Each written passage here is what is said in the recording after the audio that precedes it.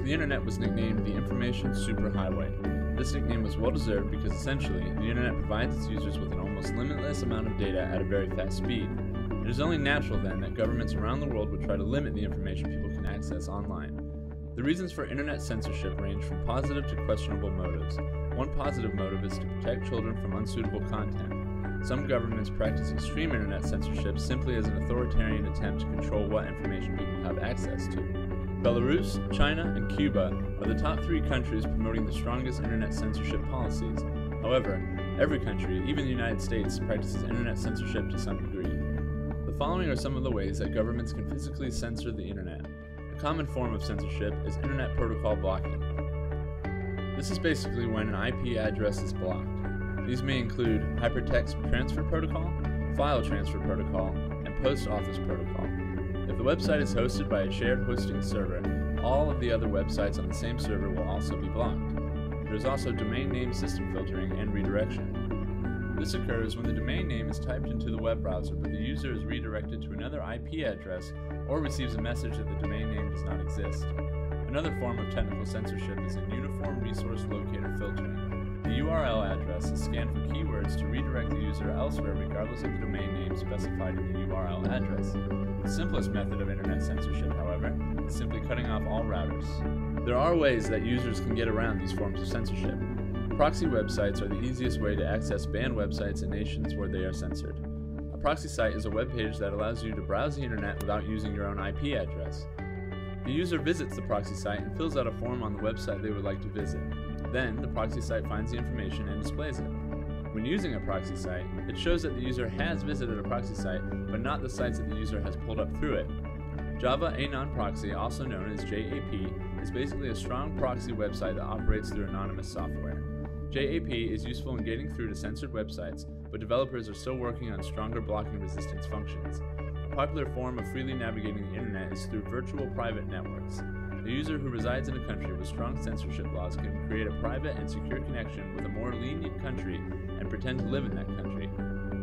Ultimately, governments may try to censor the internet, but as long as there is a server out there with no censorship laws, the public can access any information they want. Now we will explore the varying degrees of internet censorship in China, France, and America. Government censorship in China is called the Golden Shield Project. The Golden Shield Project blocks porn websites outright and greatly restricts YouTube, Flickr, and Wikipedia. Additionally, both Twitter and Facebook are blocked in China.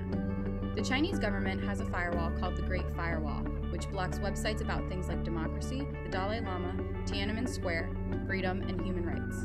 The Chinese government's internet censorship operates under the pretext of fighting pornography and false news stories.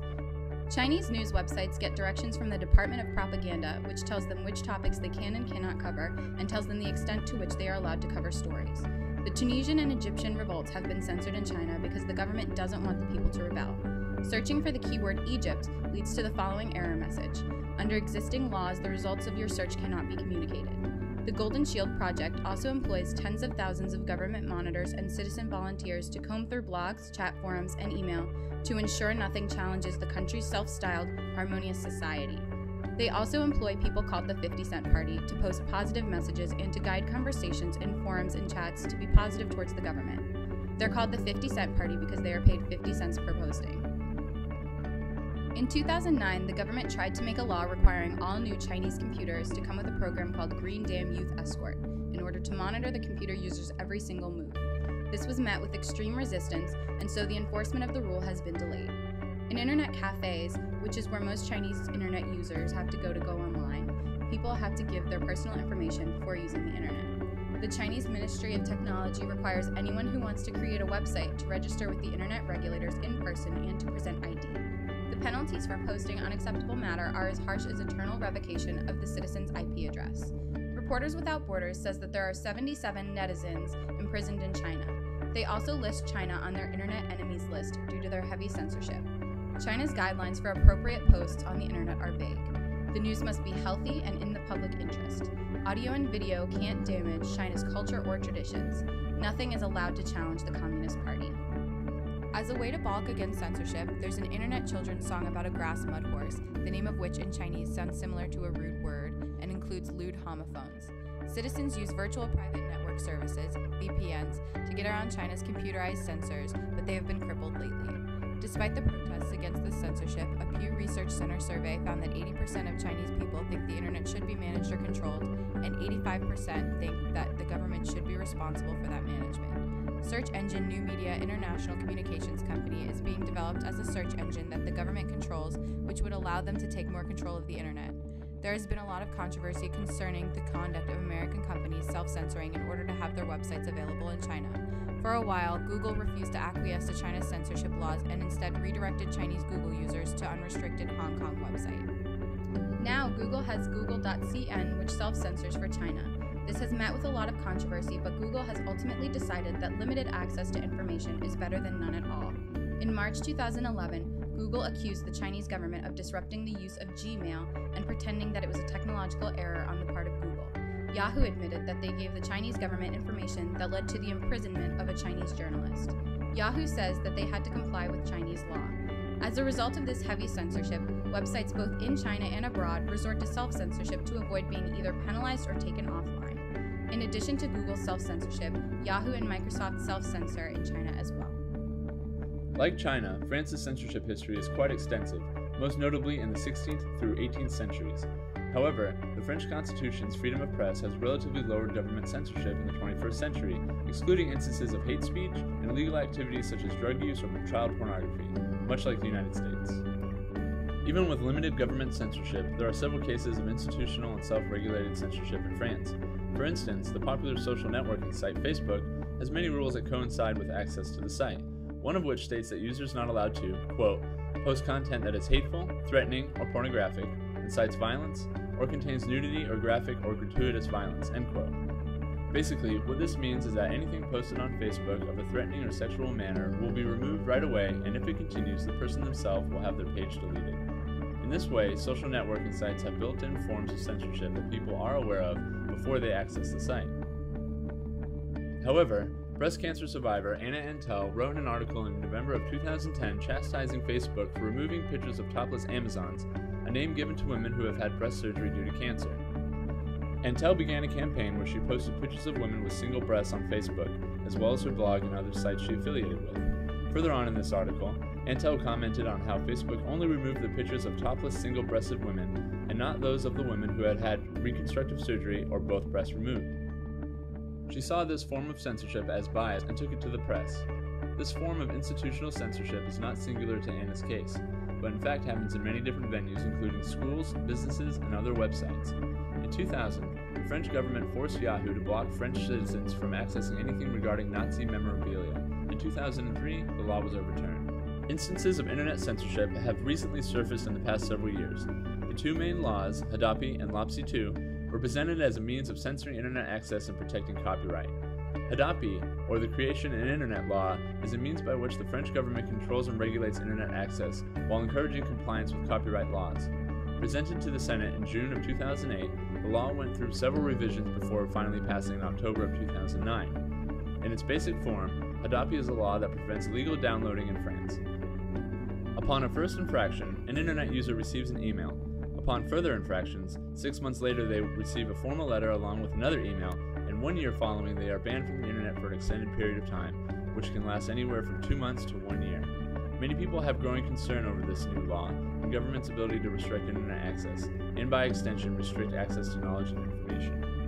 Another recently adopted law concerning internet censorship was passed in February of 2011. LOPSI 2, or the Law on Guidelines and Programming for the Performance of Internet Security, gives the French government control over the web, allowing them to take down websites at will. For the most part, this law was passed to prevent child pornography, but many fear that it will infringe on personal expression and free will. Reporters Without Borders stated that LOPSI 2 poses a critical threat to freedom of expression because it provides the option of censoring content deemed suspect by implementing an administrative filtering of the web. The fear of over-censorship is prominent with these two laws. Bringing it back home, here in the United States, if you're in the privacy of your own home, just about anything on the internet is accessible to you. Almost all content on the web is protected under the First Amendment of the United States Constitution, but that doesn't mean you're off the hook. If you download music, movies, or even books illegally through torrents or any other illegal means, the possibility of your IP address being tracked is a reality.